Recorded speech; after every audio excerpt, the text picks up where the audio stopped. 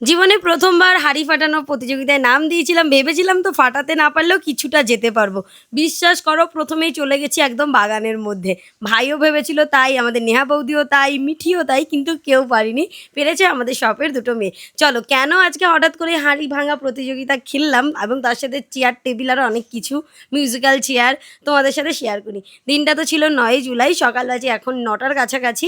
আমরা আমাদের শপের প্রায় ৩০ জন মেম্বার্স এবং তার সাথে আমার মামা এবং আমাদের কাছের কিছু মানুষজনকে নিয়ে আমরা চলে গেছিলাম পিকনিক করতে। ওয়েদারটা ভীষণ ভালো ছিল। ভেবেছিলাম যদি বৃষ্টি হয় তাহলে তো পুরো মজাটা আমাদের নষ্ট হয়ে যাবে। কিন্তু না, এখন বাজে বেলা প্রায় ১টার কাছাকাছি। আমরা সকালবেলা ব্রেকফাস্ট করে তারপরে আবার লুচি, আলুর দম, তরকারি, কফি, পকোড়া এবং দুপুরবেলা আম পান্না খেয়ে সবাই মিলে ঠিক করলাম এখন খেলা হবে হাঁড়ি ফাটানো প্রতিযোগিতা। ১ম এই আমি খেলতে গেছিলাম। আমার তো আইডিয়া নেই যে আস্তে, আস্তে যেতে হবে।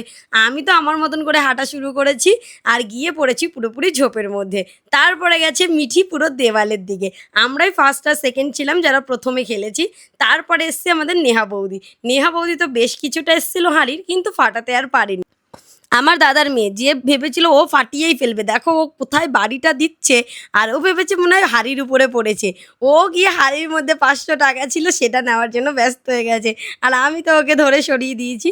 তারপরে খেলা শুরু করেছে তোমাদের সবার প্রিয় সবুজ ভাই এবং ভাই পুরো হাঁড়ির কাছাকাছি ছিল কিন্তু হাঁড়িতে লাগেনি আর ফাটিয়েওনি। তারপরে শুরু করলাম মিউজিক্যাল চেয়ার খেলা। আমি এখানে সবাইকে বলছিলাম প্লিজ সবাই চেয়ারটাকে ছেড়ে, ছেড়ে দৌড়ায়। এরা এত বদমাশ, ওরা কেউ চেয়ারই ছাড়ছিল না। যে কারণে আমি ১ম এ আউট হয়ে গেলাম। ১ম এ না, আমি 3rd আউট হয়েছি। ১১ জন করে খেলছিলাম। আমি মনে হয় ওই ৬ জন থাকাকালীন আউট হয়ে গেছি। তো এরকম আমাদের ৩ টে রাউন্ড খেলা হয়েছিল। তার কারণ মেম্বার্স যেহেতু অনেক বেশি ছিল। তো তারপরে খাওয়া-দাওয়া করে শুরু করেছি নাচা-গানা।